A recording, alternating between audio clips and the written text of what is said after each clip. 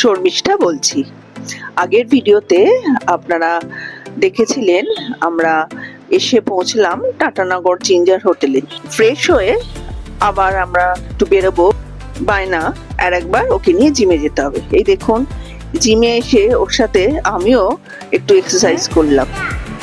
তারপর রেডি হয়ে সব গুছিয়ে নিলাম, যেহেতু সঙ্গে বাচ্চা আছে, বাচ্চার কিছু খাবার দাবার, জল এগুলো সঙ্গে রাখলাম। বোনের কাজ, অফিসিয়াল কাজ, যেহেতু কতটা সময় লাগবে বুঝতে পারছি না।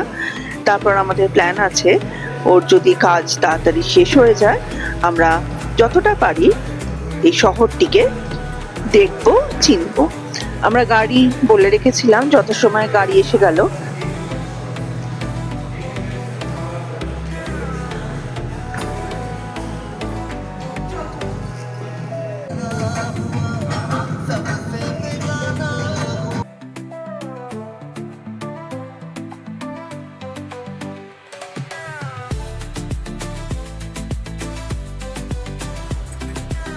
টাটানগর, যা মূলত জামশেদপুর নামে পরিচিত, ভারতে অন্যতম প্রধান শিল্প নগরী। এই শহরে শিল্প জগতের কেন্দ্রে রয়েছে টাটা স্টিল, যা দেশের প্রথম এবং বৃহত্তম ইস্পাত উৎপাদনকারী সংস্থা। 1907 সালে জামশেদজি টাটা এই কারখানার ভিত্তি স্থাপন করেন। এর ফলে টাটানগর হয়ে ওঠে ভারতের আধুনিক শিল্প বিপ্লবের সূতিকাগার।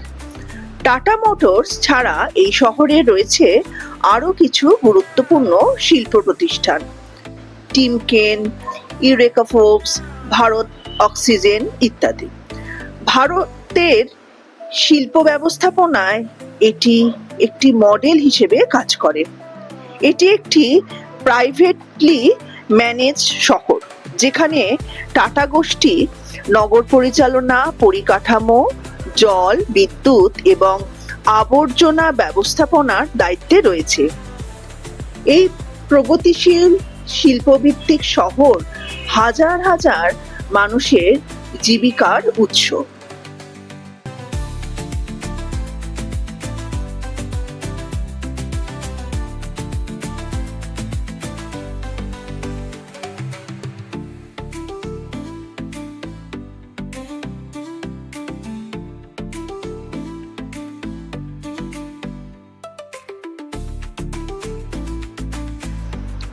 এই যে বাউন্ডারিটা দেখছেন, এই বাউন্ডারির ওপাশে আছে অনেক নতুন নতুন যেগুলো তৈরি হয়েছে গাড়ি, সেগুলোর সম্ভার স্টোর করা হয়। বলতে গেলে যে সব গাড়ি তৈরি হয়, এই বাউন্ডারির ওপাশে সব নতুন নতুন গাড়ি স্টোর করে রাখা হয়।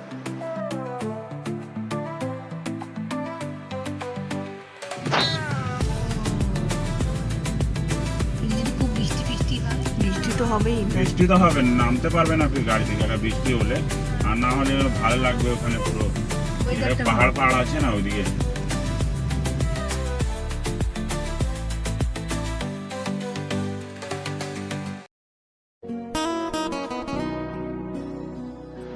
হঠাৎ করে ওয়েদারটা দারুণ হয়ে গেল। বৃষ্টি, কালো মেঘ, আরো সৌন্দর্য জামশেদপুরের যেন বেড়ে গেল।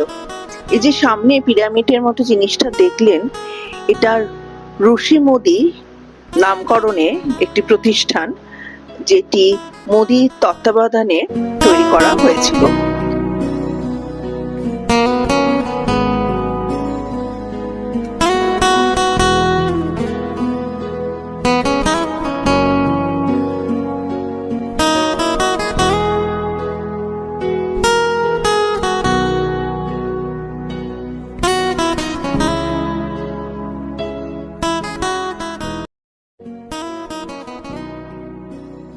এই যে বিস্তীর্ণ প্রান্তর দেখছেন, সুন্দর করে সাজানো আছে, এটির নাম জুবিলি পার্ক।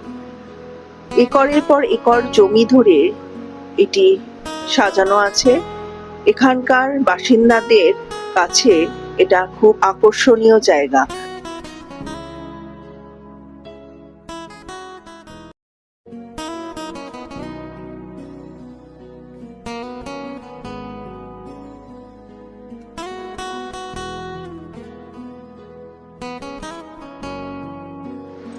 বৃষ্টি যদি না হতো একবার নামতাম, যদিও বৃষ্টির জন্য এই জায়গাটাকে আরো আকর্ষণীয় ও মনোরম লাগছিল। টিপটিপ করে বৃষ্টি হচ্ছে, ওয়েদারটা ঠান্ডা ঠান্ডা হয়ে গেছে, এত অদ্ভুত সুন্দর লাগছিল যে মনে হচ্ছিল কালই তো আবার চলে যেতে হবে।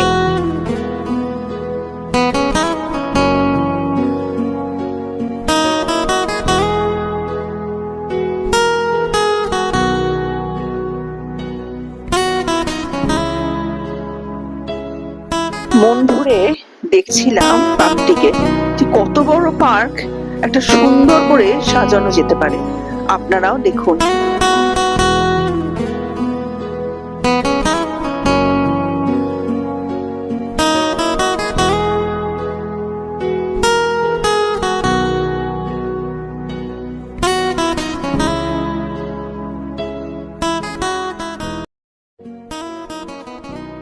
এবার আমাদের গন্তব্যস্থল ডিমনা লেক, টাটানগরের এক অত্যন্ত মনোরম ও জনপ্রিয় পর্যটন স্থল।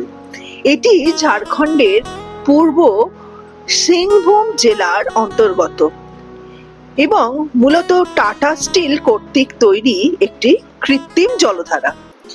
এই লেকের মূল উদ্দেশ্য ছিল টাটানগরের পানীয় জল ও শিল্পক্ষেত্রের জন্য জলের যোগান নিশ্চিত করা। ডিমনা লেক অবস্থিত ডালমা পাহাড়ের পাদদেশে। চারিদিকে সবুজ বনভূমি আর পাহাড়ে ঘেরা এই লেক প্রকৃতি প্রেমীদের জন্য এক আকর্ষণীয় গন্তব্য। প্রতিদিন অসংখ্য মানুষ এখানে পিকনিক, নৌকাবিহার, প্রাকৃতিক সৌন্দর্য উপভোগ ও ফটো তোলার জন্য আসেন। শীতকালে এখানে প্রচুর পরিযায়ী পাখিও নাকি দেখা যায়। ডিমনা লেকের জল ঠান্ডা ও স্বচ্ছ। লেকের ধারে বসে পাহাড় আর আকাশের মিলন দেখতে দেখতে সময় যেন থেমে যাবে। এই শহরের জীবনযাত্রা উন্নত করার পাশাপাশি মানুষের অবসরেরও এক শান্তিপূর্ণ স্থান এই ডিমনা লেক। ডিমনা ড্যামও আমরা দেখলাম। এই যে বললাম না, হঠাৎ বৃষ্টি, আকাশ কালো করে আসা, এই সবই ডিমনা লেককে আরো মনোরম আকর্ষণীয় করে তুলেছিল। বৃষ্টির মধ্যেও আমি নেমে গেলাম ফটো তোলার তাগিদে। রোকা যায় কি নিজেকে? এত সুন্দর প্রকৃতির কোলে দাঁড়িয়ে একটু সেলফি তুলবো না, একটু ভিডিও করব না হয় কখনো? কিন্তু বাচ্চা যেহেতু সঙ্গে আছে, তাকে নিয়ে বোন নামতে আর পারলো না।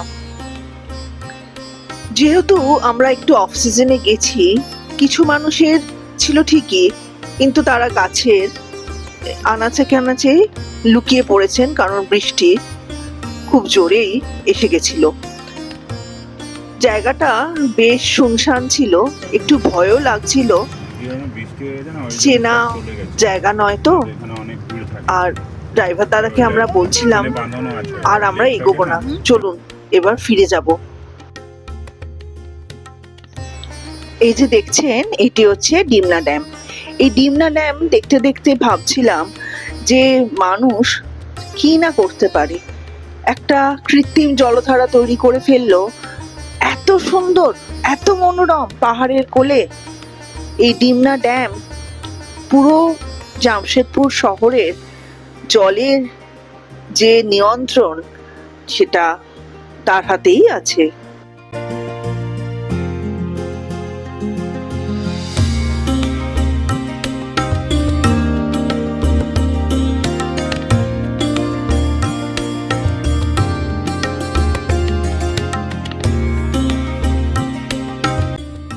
এই যে জঙ্গলটা দেখছেন, এখান থেকে নাকি হাতিও বেরোয়, ড্রাইভার দাদা বলছিলেন।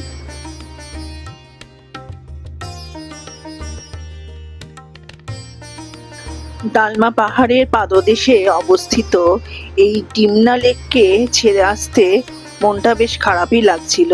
আরো যদি কিছুক্ষণ থাকা যেত, বৃষ্টি না হলে নিশ্চয়ই থাকতাম।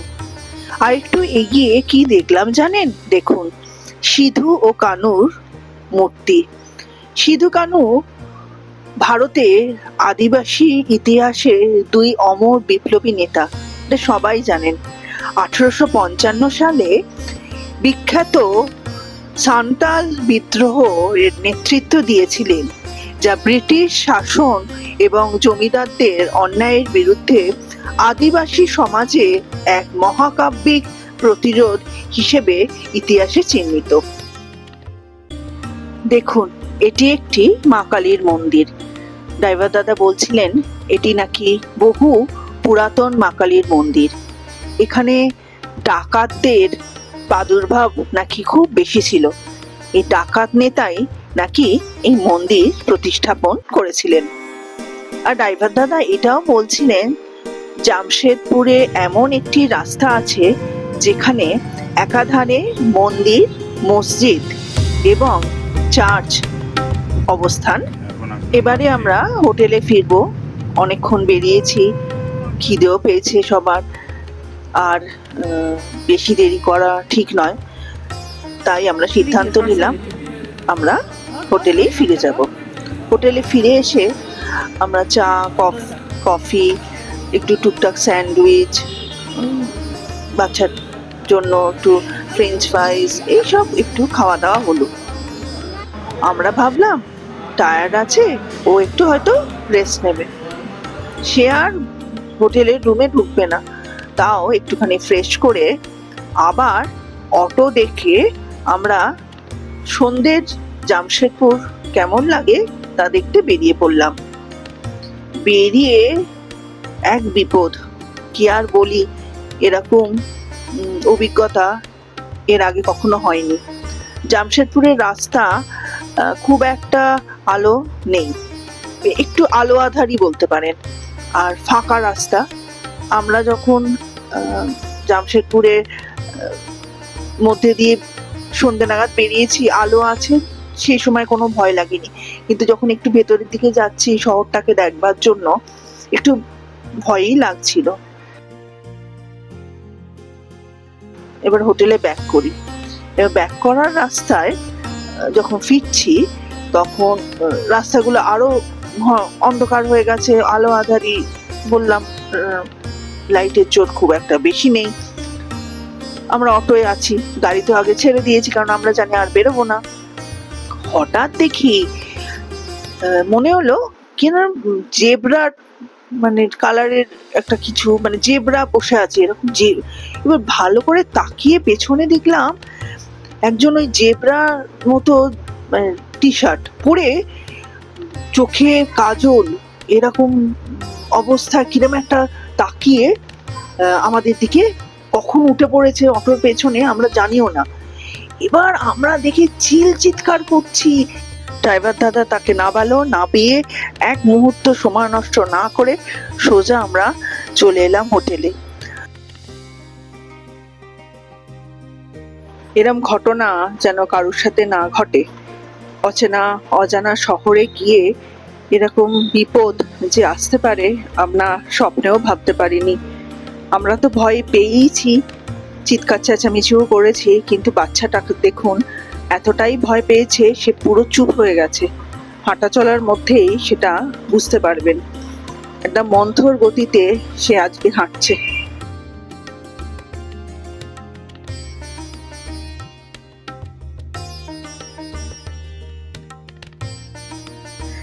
হোটেলের ডিনার ছিল বুফে, অনেক রকমের আইটেম ছিল। কি কি আইটেম ছিল আপনাদের একটু দেখাই।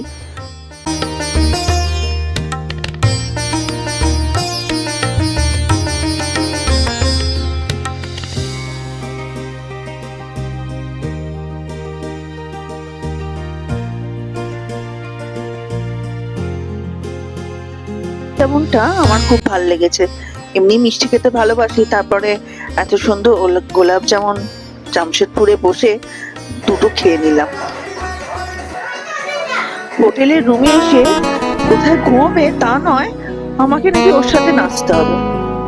এবার দুজনে মিলে একটু ডুয়েট নাচলাম, কোনোভাবে বুঝিয়ে সুঝিয়ে ওকে ঘুম পাড়ানো হলো।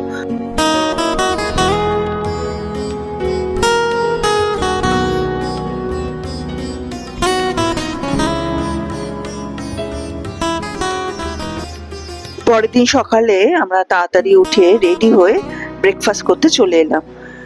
অটো বলে দেওয়া হয়েছিল।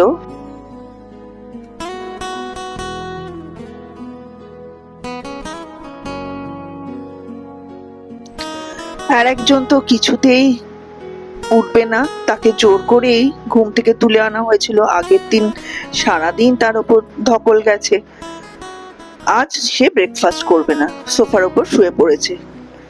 ওখানকারই একজন স্টাফ ঋতু এসে বলল আমি ওকে খাইয়ে দিচ্ছি। তার কাছে দিব্যি খেয়ে নিল। তারপর আমরা রেডি হয়ে বেরিয়ে পড়লাম স্টেশনের উদ্দেশ্যে।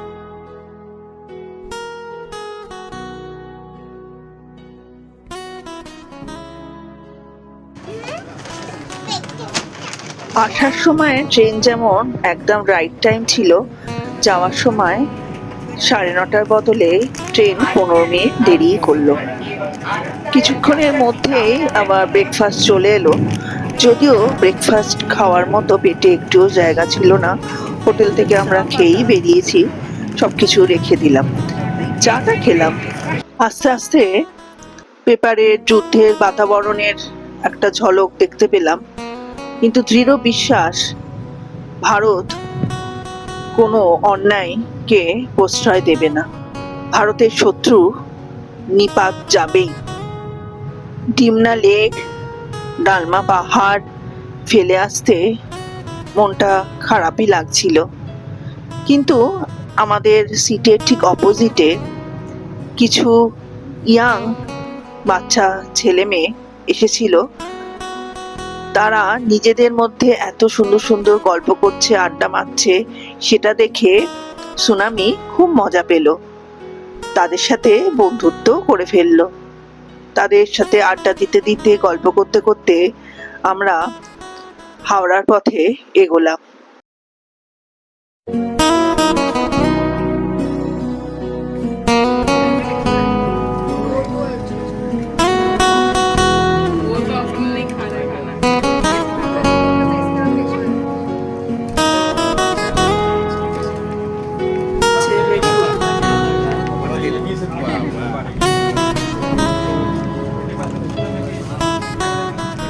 तुम्हारा नाम